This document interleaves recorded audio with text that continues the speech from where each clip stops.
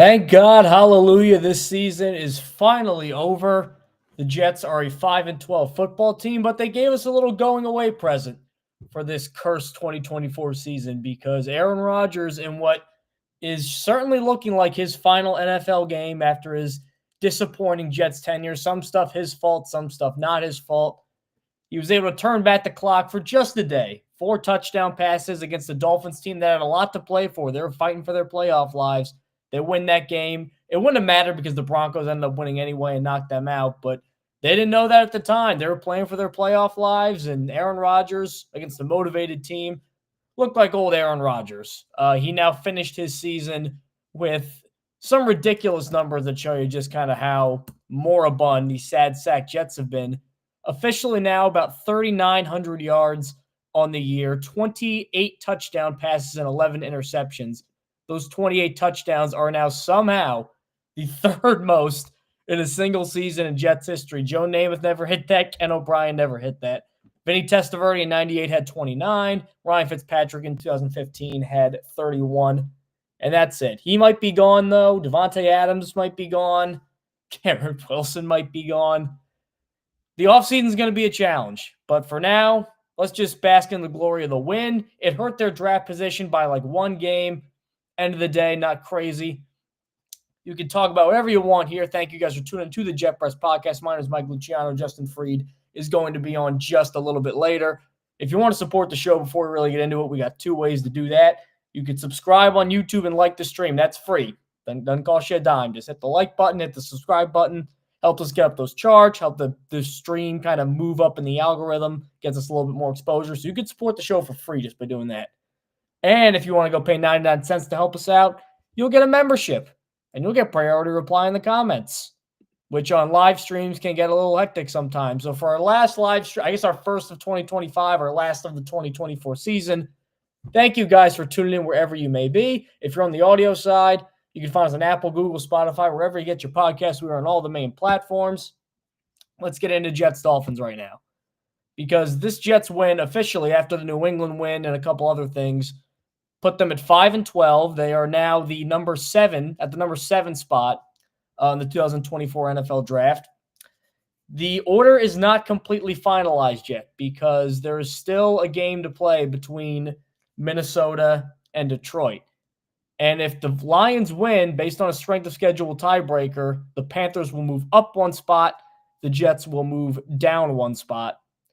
So they could end up with the 8th overall pick if Minnesota wins. The Lions win, the Jets will end up picking 7th overall. This was a game that, honestly, I've been against some of the pro-tank people because I just felt like, to a degree, there was a lot too much schadenfreude there, and actively rooting for your team to lose often isn't a very good look. But this game really didn't have a lot going on for the Jets. The only motivating factor I had was knock the Dolphins out of the playoffs. That was it, beginning and end of list. And hope some guys who are going to be here at the end of next year, or through next year, end up playing well. And you know what? We got a little of that. We got a Will McDonald sack and a forced fumble. We got a guy who could potentially come back on a short-term deal, and Nashon Davis get 2 interceptions. We saw Garrett Wilson make some plays late in crunch time. We saw Isaiah Davis with another big run. So these are things that you can get excited about. They're not big things because they didn't have great games. But if you look at them wholesale, they're just little tiny kernels of positivity in a year that has had no kernels of positivity. See, here's exactly what I'm saying. Leonardo Marchetta, who cares? People need to boycott the goddamn team. Force Woody to sell the team. You can't do that. You can't be that negative all the time, man. They gave you a lot to be negative about, but come on. They won a game. They knocked their rival out of the playoffs. There's something to that. Rodgers, let's get to Rodgers because this game was about Rodgers. Rodgers, I'm going to reinforce what I said on one of the last streams because I've been more pro keeping Rodgers than Justin has. He is still, and I believe this, of the realistic options out there to quarterback this team in 2025, he is still the best option. It'll put him in cap hell. Might not make him a Super Bowl team, but he's still the best. And watching that Bills game, I just got really sad and really depressed. As just a fan of football, take the Jets out of it. Take the Jets out of it. As a fan of football, you love watching Aaron Rodgers. You love the career that he put on, statistically, the highs that we saw.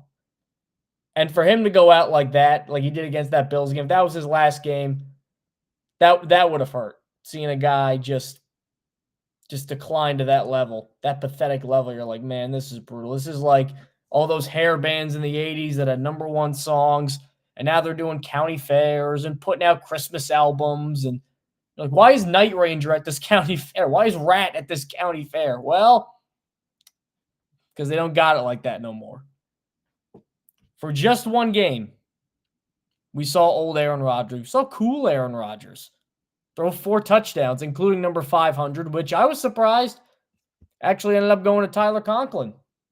I thought it was going to go to Levante Adams come hell or high water, and it didn't.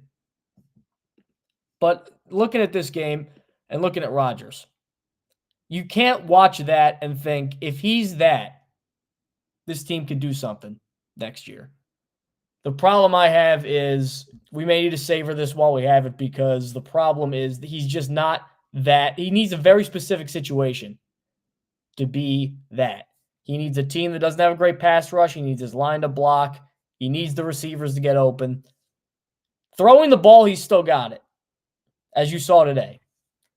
But I think long-term, I don't think this necessarily changes anything for the Jets. So that makes this all just a one-week revelry, where you could say, this is a good way to end the year. Like, Leonardo's back again.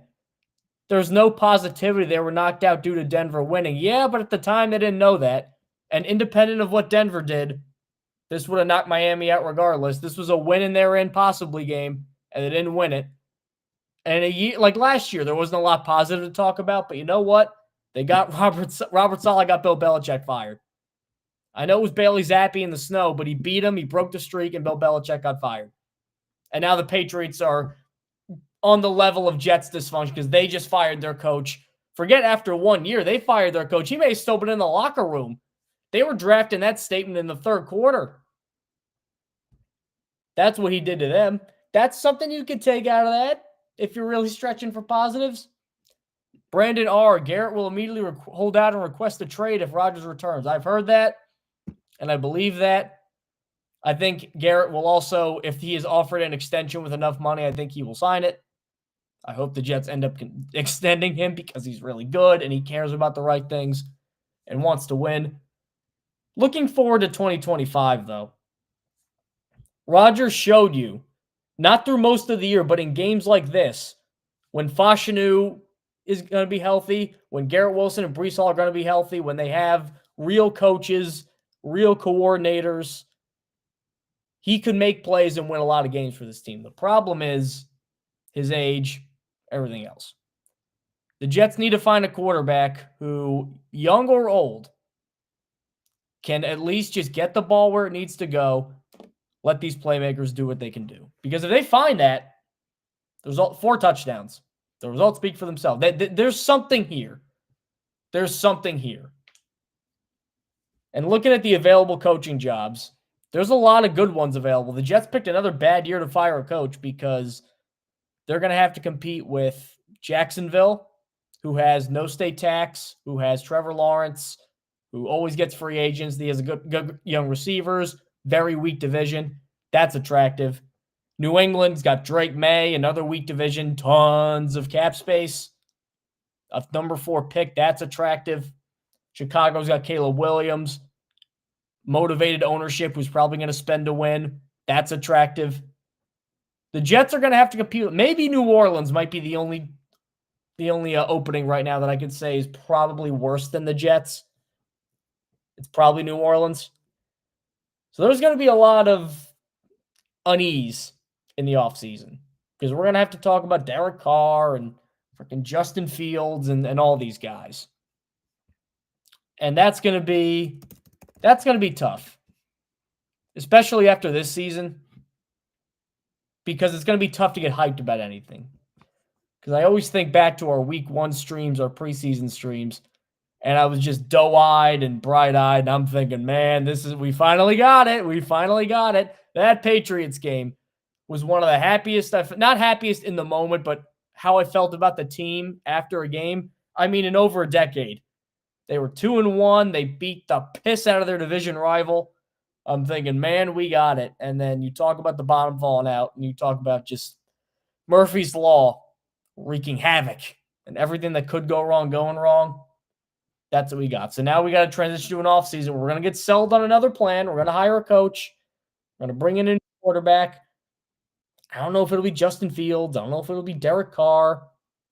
I don't know if they'll draft a guy. Probably not, because Jalen Milroe is not a guy I would use the number 7 overall pick on the draft at this moment. But uncertainty is going to be the theme of the offseason. So let's just celebrate what we do know for certain, which is that the Jets look pretty good today, and they knocked Miami out of the playoffs, and that's cool. As we welcome in Justin Fried. Justin. Yes, sir. I know that you have been a little more pro-tank than I am, and I know the Jets could still move down to number 8, hypothetically, with Carolina, or Carolina could go up to 7 based on the end of this Lions-Vikings game. But Aaron Rodgers ended his career on a high note. If this is how he wants to go out, given the situation for this one game, that's a high note. There's more optimism than I had before this game. There's still not a lot, because how can you ever be optimistic about this team ever again? But for crying out loud, 4 touchdowns to knock Miami out of the playoffs. At the end of the day, you can't be too mad. I know Denver won, but they didn't know that in real time. They were playing for their playoff hopes in real time. Well, they did know, because the thing was on the scoreboard. Yeah, I'm sure they're looking up at the MetLife scoreboard. They definitely were. I guarantee you they knew by halftime they were not making the playoffs. No, I mean, look, I don't know what to say, because I don't feel any different. As you know, my stance on Aaron Rodgers is the same. I'll say this.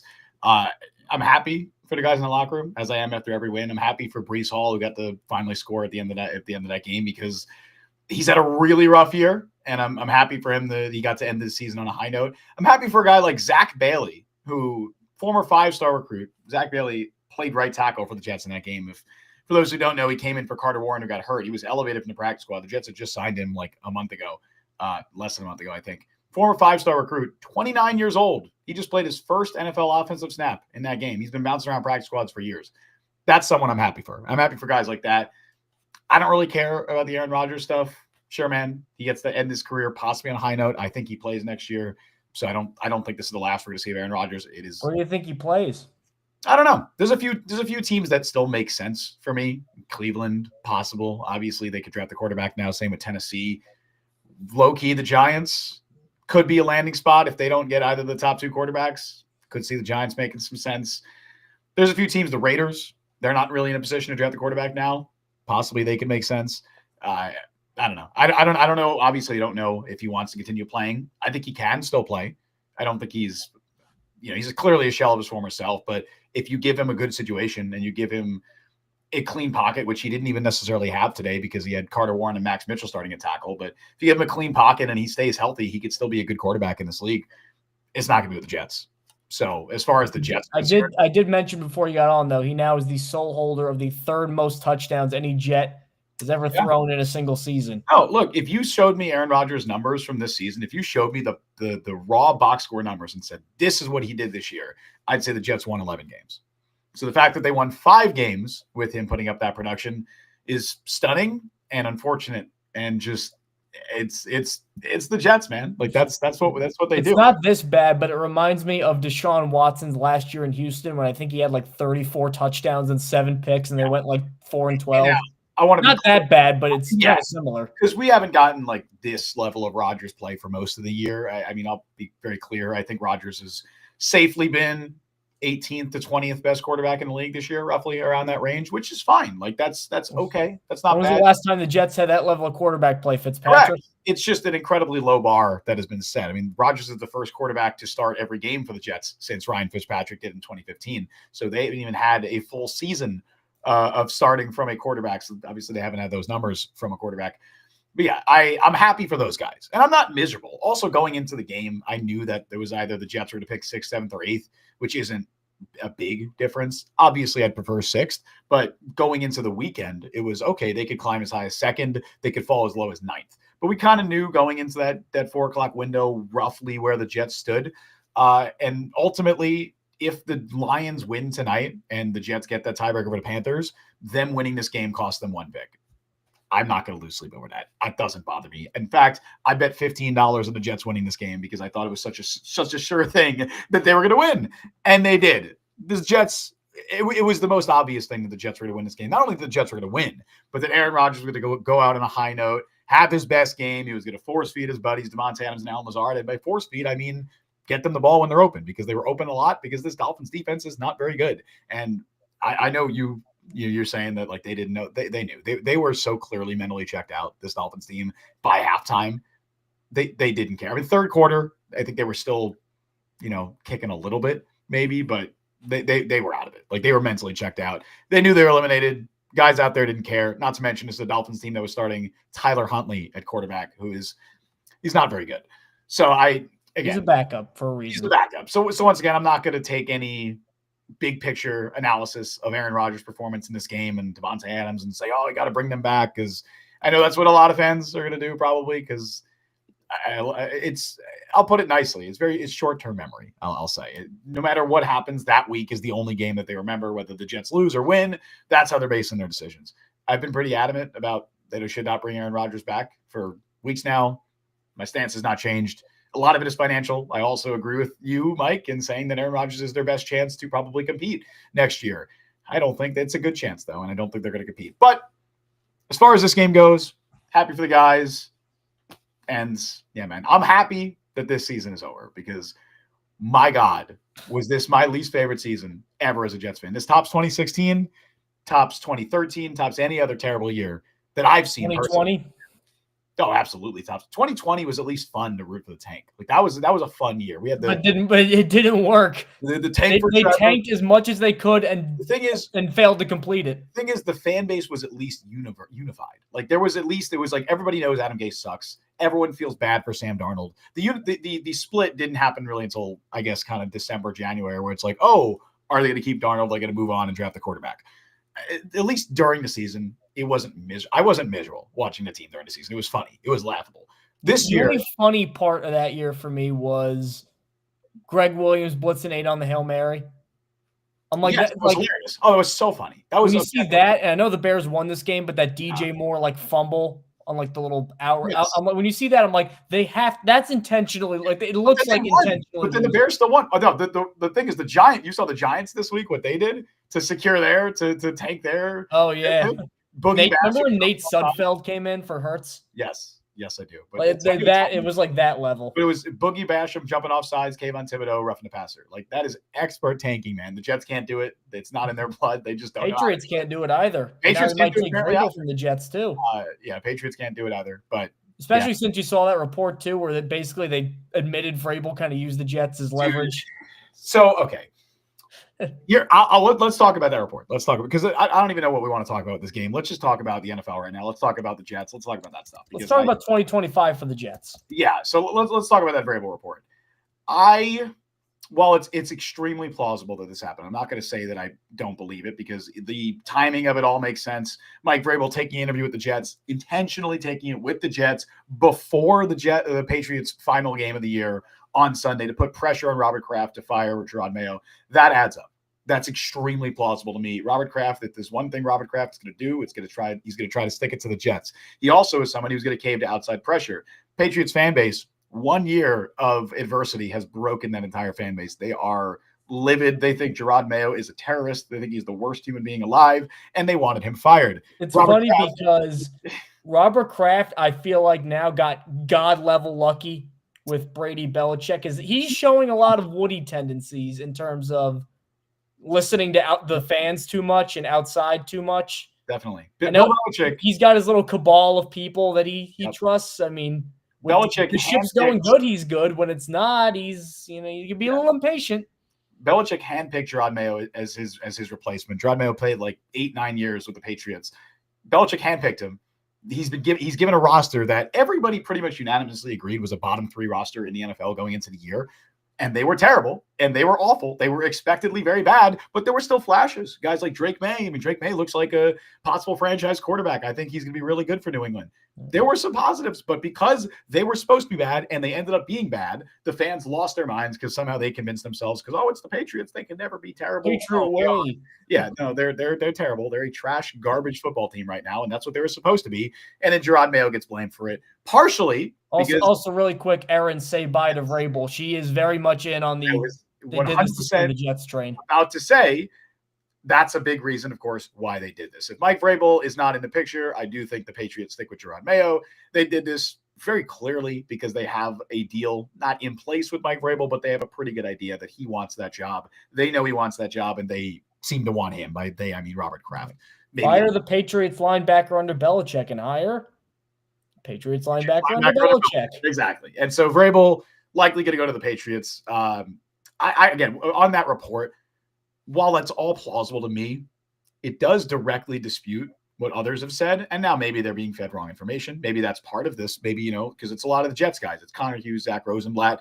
I don't know, where that information is coming from. It's possible it's coming from within the Jets organization. It's possible it's coming from Mike Vrabel's reps. If it's coming from Mike Vrabel's reps, it makes perfect sense that he would want it out there. He would want it to be leaked that the interview went well. And I'm not shocked at all that the report that it went very well, that, Connor Hughes reporting that it went well. Ian Rappaport was reporting this morning that the interview went well. Not shocked at all that news comes out right before the Patriots are making their head coach decision. So again, I'm not saying the report is true or is incorrect. It's very plausible to me. It just does refute what others have said, which is pretty much the opposite, that it wasn't a leverage play. But either way, as far as it concerns the Jets, yeah, I would definitely say goodbye to Mike Vrabel. I don't think Mike Vrabel is going to the Jets. I do think he will be going to the New England Patriots, and he'll probably have a lot of success there. Brandon R. says, I heard Vrabel changed his profile pic on Twitter. I did look. It is now Vrabel from his Patriots days. It was, but apparently, I don't frequently check Mike Vrabel's Twitter profile, but I believe it was changed yesterday is what the consensus others have said, which funny that he has the interview and then 2 days later changes it and then Gerard Mayo gets fired. Wonder what's going on there. That statement, he was probably still in the locker room when they put that out. They wrote that statement at halftime. It was, what that's dirty. Like, if you want to fire him, fire him before that game. You know what that's dirty. You know what the dirtiest part about this is, and this makes me mad, but it also makes me happy that the Patriots won, is that clearly that was not a Gerard Mayo decision to bench Drake May, to take him out of that game. That was Robert Kraft, that was Patriots ownership and Elliott Wolf or whoever's making that decision saying, look, we got to try and lose this game. Like that was very clear active tanking on their part. It wasn't to preserve Drake May. This is a rookie quarterback. You want him to get as many reps as you can. They took out Mike Onwenu as well, their best offensive lineman. It was very clearly an ownership direction to try and tank that game. And guess what happened? Gerard Mayo went out there and he still won. And Bazooka Joe Milton. Right. Bazooka Joe goes absolutely off. And that's a great nickname, by the way. It is a great nickname. I want him to be good for that nickname. It's so good. I was shocked the Patriots took him. That's such a bizarre landing spot for him. He seemed like the perfect, ideal developmental quarterback. And again, every quarterback in this class he looked okay. I know. All 5 of the first rounders who have played look good. Rattler looks serviceable. It looks okay. For a backup rookie, he looks okay. What rookie? There's definitely been a rookie quarterback that's played that has looked bad, right? Well, no, Caleb, Daniels, May, they've all been good. To varying degrees, but they've all been good. Nix is good. Penix looks good. Was there not another mid-rounder that played besides Rattler? Yeah, that was the whole thing. Remember they had all the first rounders, and then nobody went to I think Rattler in the 5th. Was there not another quarterback that played this year besides Rattler? Really? Yeah. That's crazy. Yeah, that's what an insane draft. That whole draft class is looking crazy. But yeah, as far as the Jets, McCarthy's got to be awful. If everybody else is good, there's no way they can all be good, right? Who'd you say is going to be awful? McCarthy. Oh, maybe. I guess. I don't know. Yeah, I guess you would think about a law of averages. But yeah, as far as the Jets are concerned, Vrabel's not a realistic possibility. A lot of people are going to say pivots to Aaron Glenn. I do think the Jets will. Garrett Goodlander being one of them. Now go get Aaron Glenn. I do think they'll bring him in for an interview.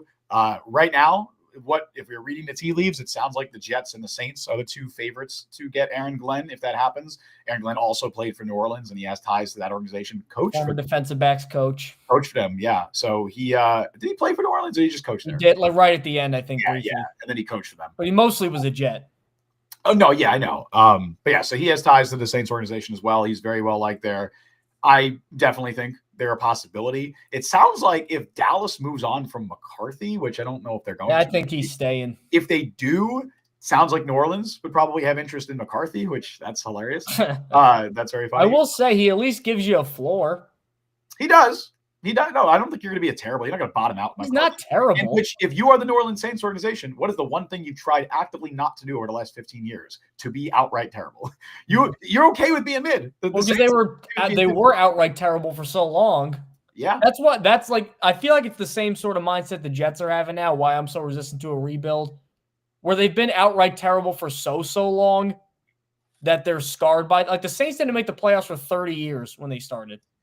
And they just don't want to go back to those dark ages. I guess it's different now with all the parity shit in place, and it's easier to be good now. But like that causes long-term psychological damage to your fan base. It also causes long-term financial damage, and that's why the Saints are absolutely screwed and are not going to be good for even longer. Whereas if they rebuilt, they might already be good by now.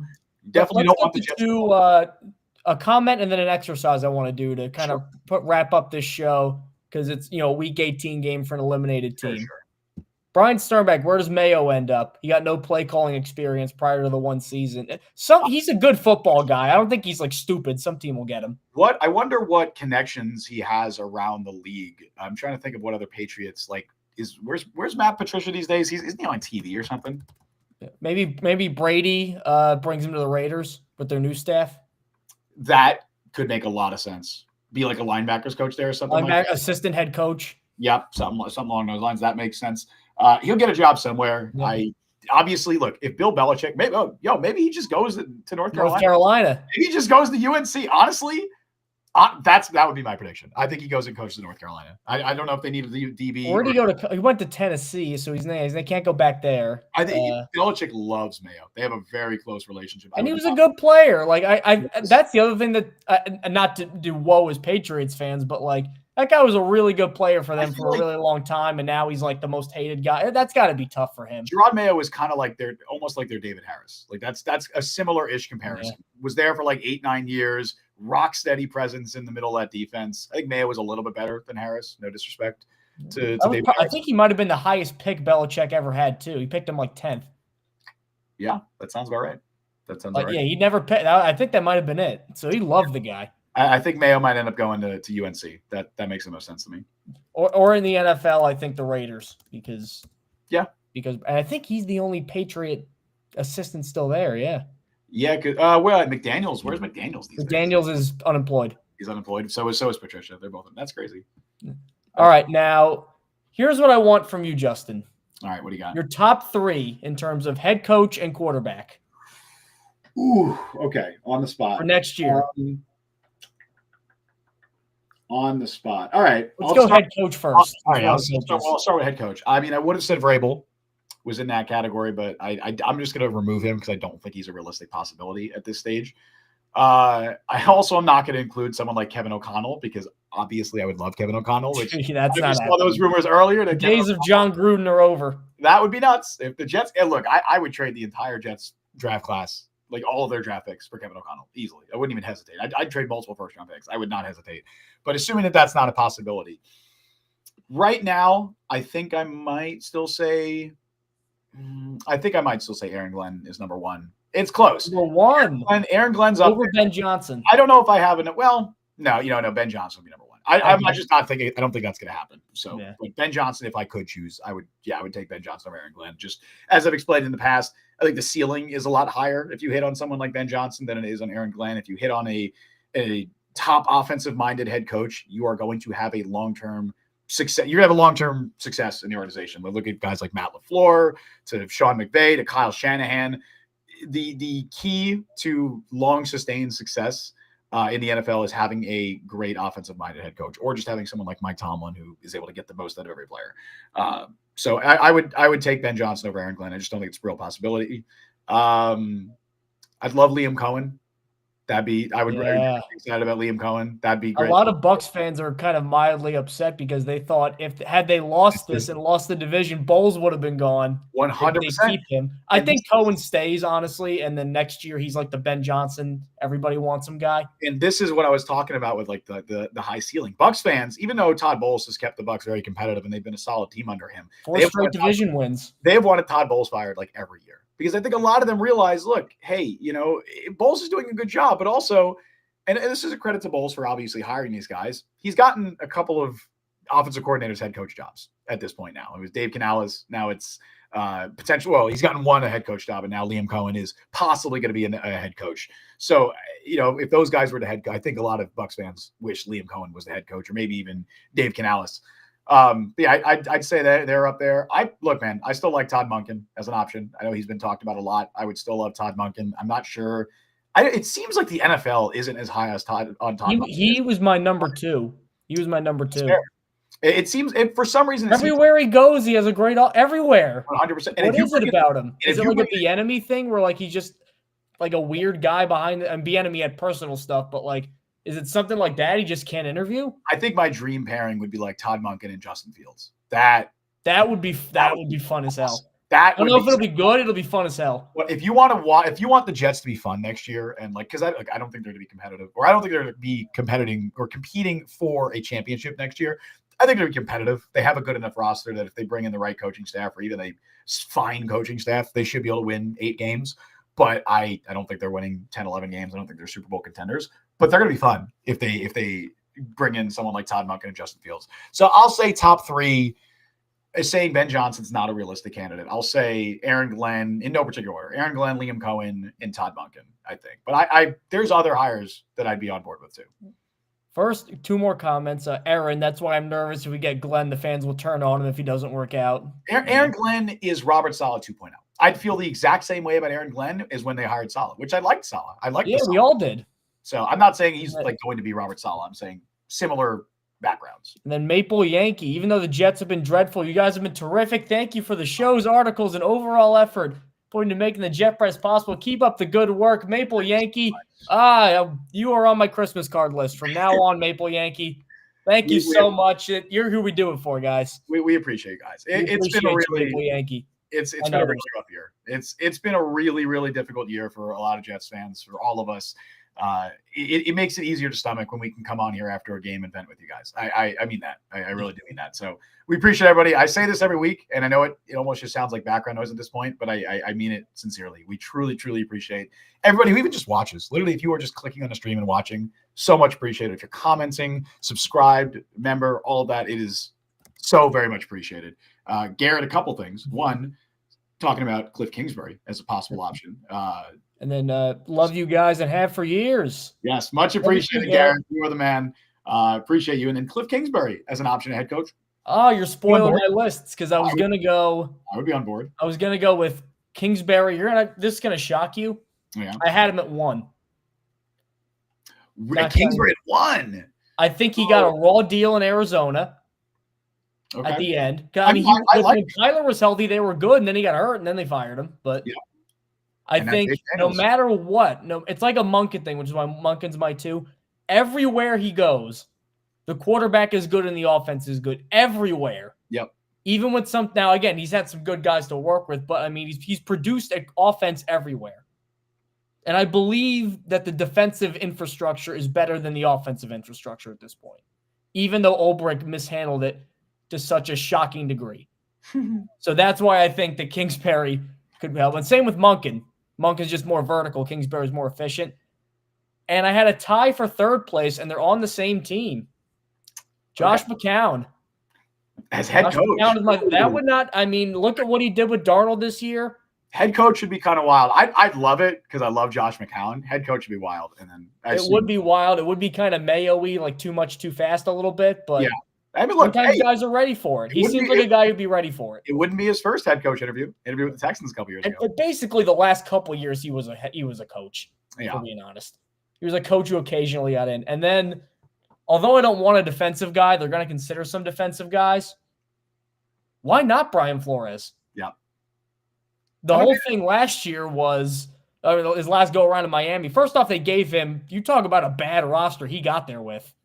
I mean, literally, the owner got fined for trying to lose on purpose the first year. Yeah. Then with rookie Tua, with all the he just would grind out these wins. All his defenses are good. He has this he has like a unique style too. Like, oh, that's a Brian Flores defense. It's aggressive and crazy and chaotic. Like that would be good. And I really do believe him genuinely, and not in a Mike McCarthy bullshitting you kind of way. Because I feel like Mike McCarthy. Remember when he lied about saying he watched every game? to get the Cowboys job.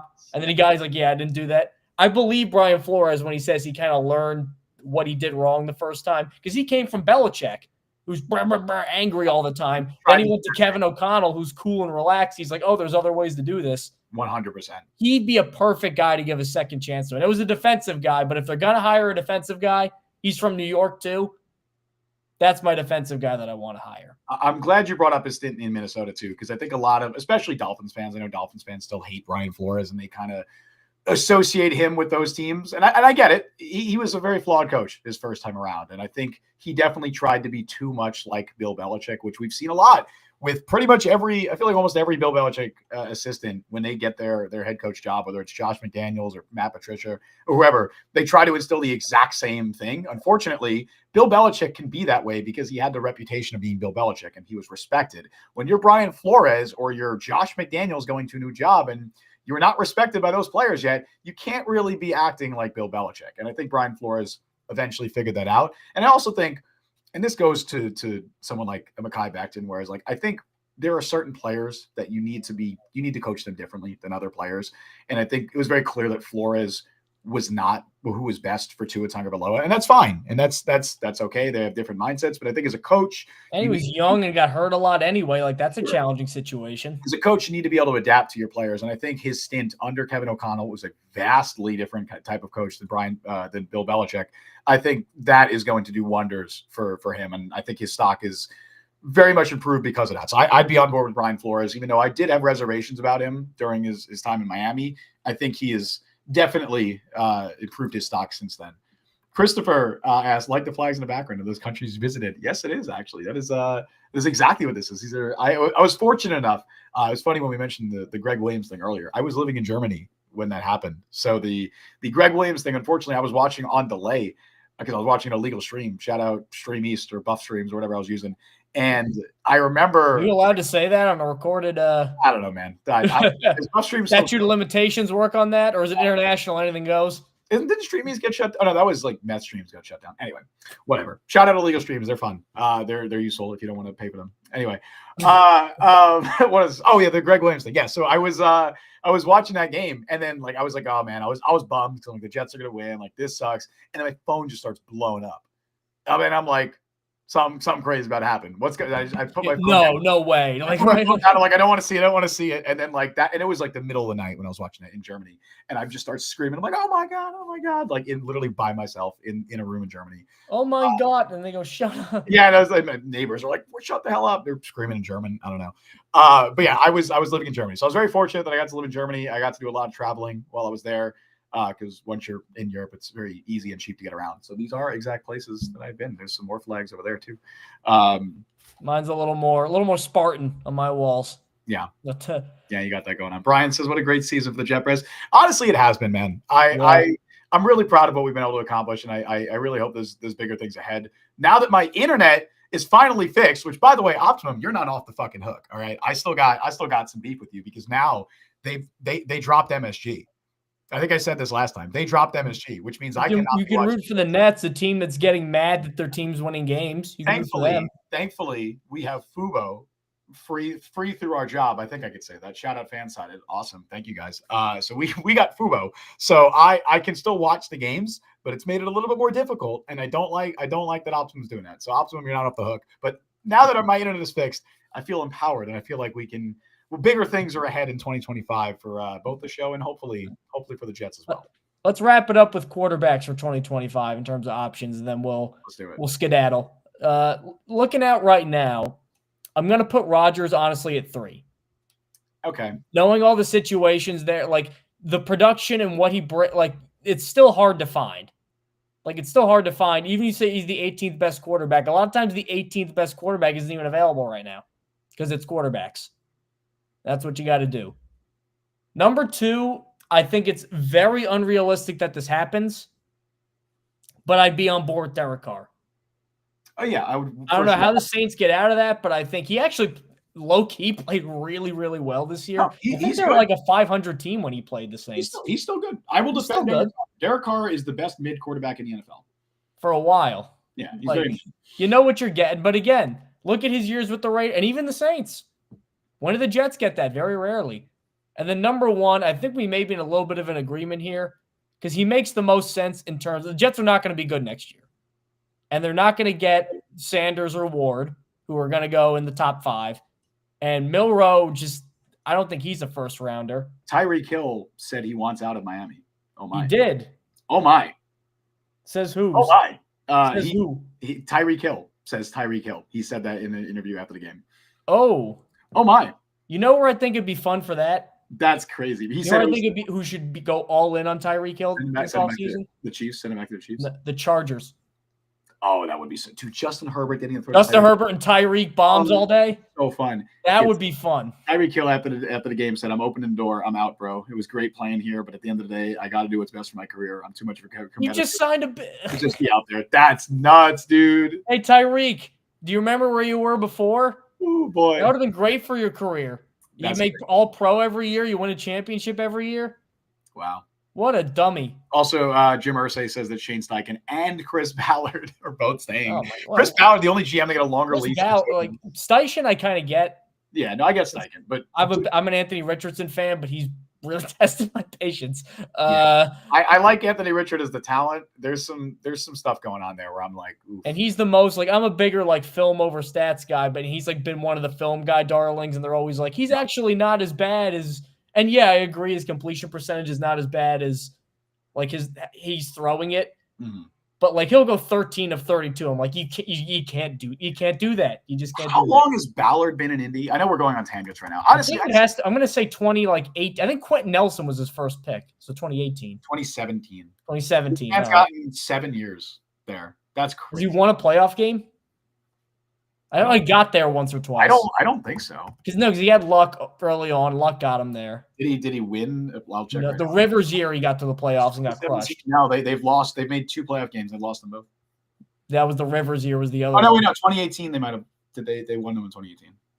Yeah, they won. They won 1 playoff game in 2018. So what a wizard. But anyway, the number 1 guy after that tease is Justin Fields.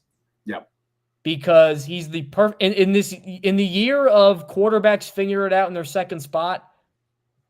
You're gonna roll if you're gonna roll the dice on any of them, and there's gonna be plenty out there. Will Levis might get a shot somewhere else. I'll take a shot in a guy, big arm, big athlete.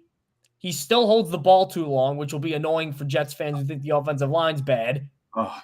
That'll be really bad when he gets sacked 6 times in a game, and they go, the old fashioned bust cries will come in because he'll.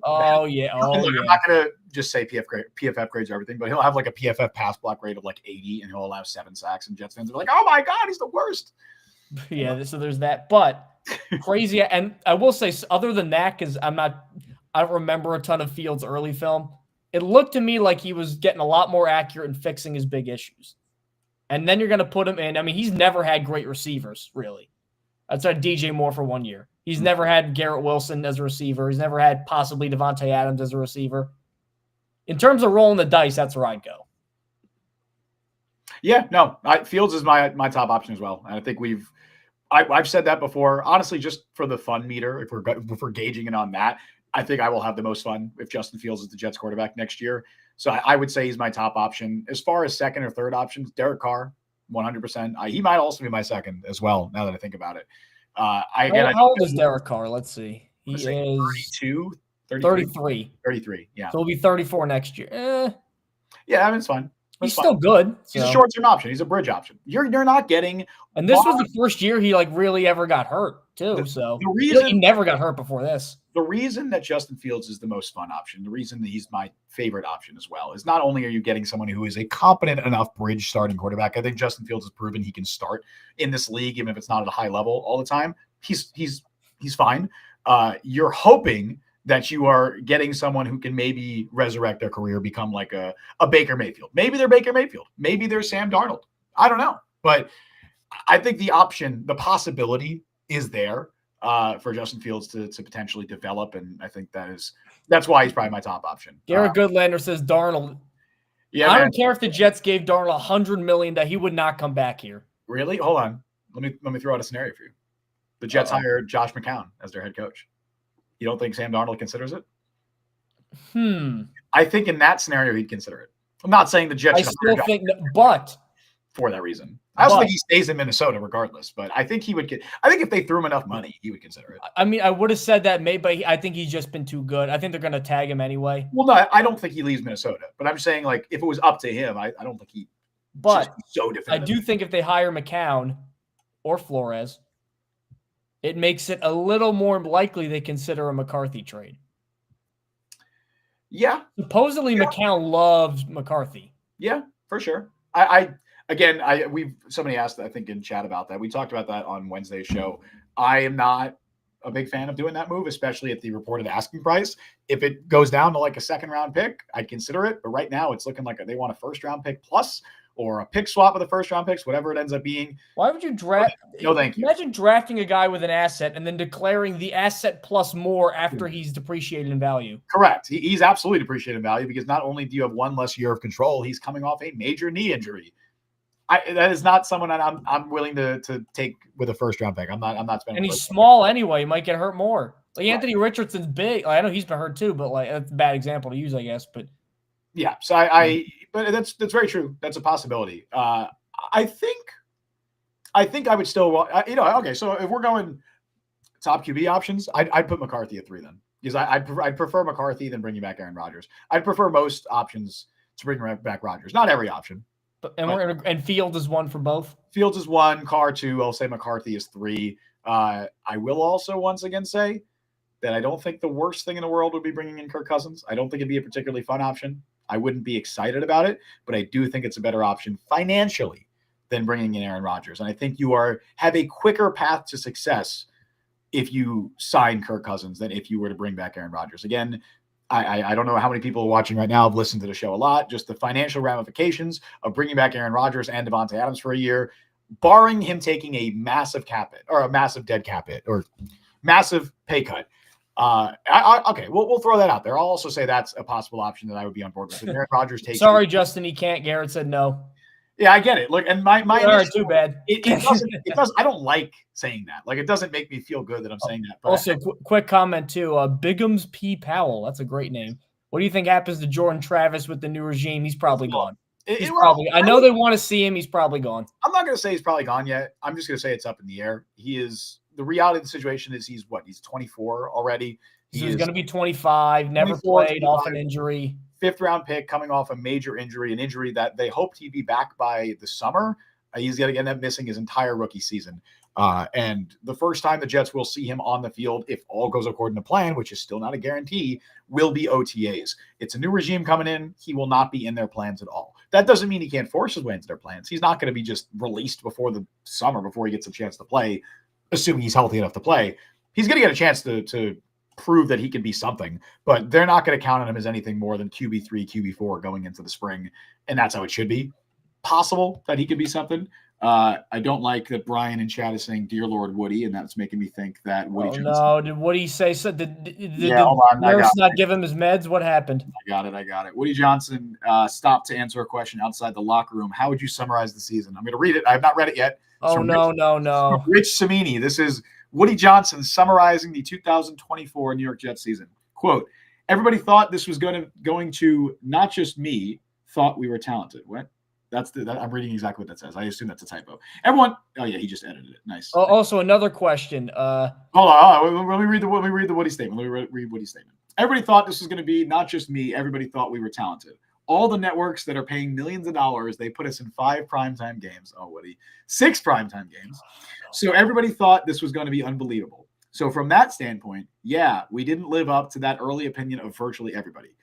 But we ended up well because I don't care about anything else. But a win at the end was good. So we beat them today. They played well. They didn't give up. Everybody showed up, and we did some really nice things." What in the fuck was that word? What have we done? What hell hath we wrought upon the world? Was that word salad of nothingness? That none of that made sense. Nothing. None of that made any. All I got from that was Woody was mad, and Woody was like, "Look, my team weren't good, but we made money, and I'm not good, but I'm happy we won to look good for a day that we weren't." He's like, my team sucked, but we were supposed to be good, and we won on the last day, so I'm happy. That's what that was. I don't know what that was. There's a scene, I think, in Family Guy where they bring on a former boxer to like cover a boxing match in the show. And his face is all, warts and messed up and all that. And they ask him questions and it's all just word salad. It's like, what do you think he'll win the fight? Well, the fight is very good in the contrast of the last two in this particular end. And like they do that throughout the show. Like it's literally just saying a bunch of words that mean that's nothing. Literally what it reminds me of. It's what's that? You ever see Parks and Rec? It's like the Hartley or whatever, the anchor man. You know what I'm talking about? Have you seen Parks and Rec? No. Okay, then never mind.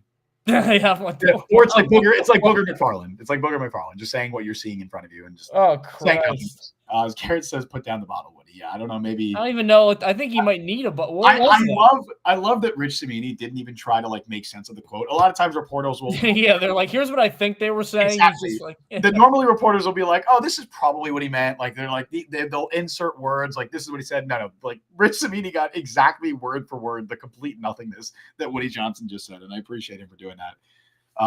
Garrett says Cousins cannot win a playoff game. Romo 2.0. Yeah, I don't think the Jets are winning a playoff game with anybody as their quarterback. Tony Romo got so much unfair crap in his career. Tony Romo was good.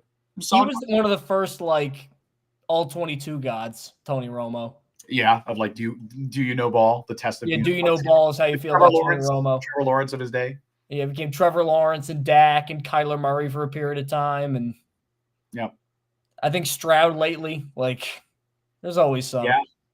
Yeah. So thank you guys for tuning into the Jet Press podcast and our final live stream of the 2024-2025 season. We'll still have our Wednesday shows every single week. We'll obviously have all that pre-draft content, all that draft content. We got a new coach coming and a new quarterback coming, so we are not going to run out of content, especially when Woody is apparently on peyote tripping out right now. I don't know what he's talking about. Who knows what quotes him and his sons are going to cook up in the offseason.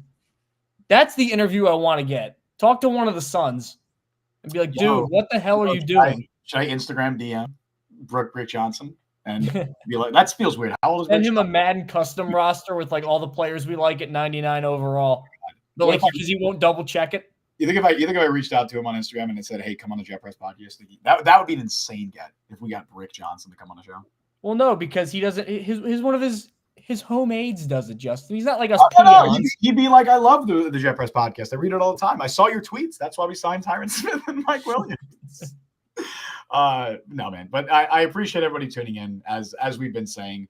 We'll still be doing our Wednesday shows from here on out. We will probably be doing some other shows as well. I don't think we're only going to be doing Wednesday shows throughout the year, especially during the draft season and free agency where there's so much to talk about. Expect more than just the weekly Wednesday shows. We will keep everybody updated with that. Big plans ahead for 2025. We got some ideas that hopefully we're going to be able to implement now again that I have working internet, which is very helpful.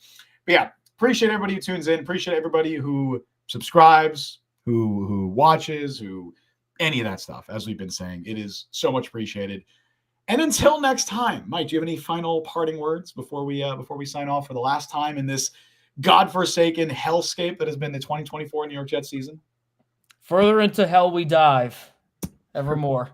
Further, that should be the Jets. You know, they have like a Jets team slogan every year. It's like, it's the or like in soccer, they have like club mottos on the it's all gas, no brakes, but it should be that forever into hell, or further into hell we dive. Die also works.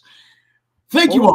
What was the time when the Yankees were struggling and Eric was like, our motto was have some fuck you. I'm like, that's just stupid. What? I don't remember that at all. What? Yeah, I think it might have been like 2023 and then they were struggling. Aaron Hicks was like, that's our new motto. Have some fuck you. I'm like, that doesn't even make sense.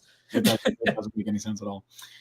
Anyway, thank you all for joining us on the show today. You can follow Mike on Twitter at Mike Luciano. Follow me on Twitter, Justin T. Fried. Follow the Jet Press on the Jet Press. Download the Jet Press podcast wherever you get podcasts. Check us out on YouTube. Subscribe, hit the notification bell. You could also become a member today. It is 99 cents. You get your comments prioritized in chat, and it's a great way to help support the show, as is anything you do. Subscribing, liking, watching, all that stuff really does help us out, and we do appreciate it dearly. We stream live every Wednesday at 3 p.m. Eastern time, which means we will be live this coming Wednesday talking about some Jets offseason stuff, probably coaching, probably GM stuff. There will be plenty to discuss. Until next time, thank you all for listening to Jet Press Podcast. I've been Justin Fried. That has been Mike Luciano. Thank you to everybody for following along with us this season. So much appreciated. We'll see you guys on Wednesday. See you guys on Wednesday.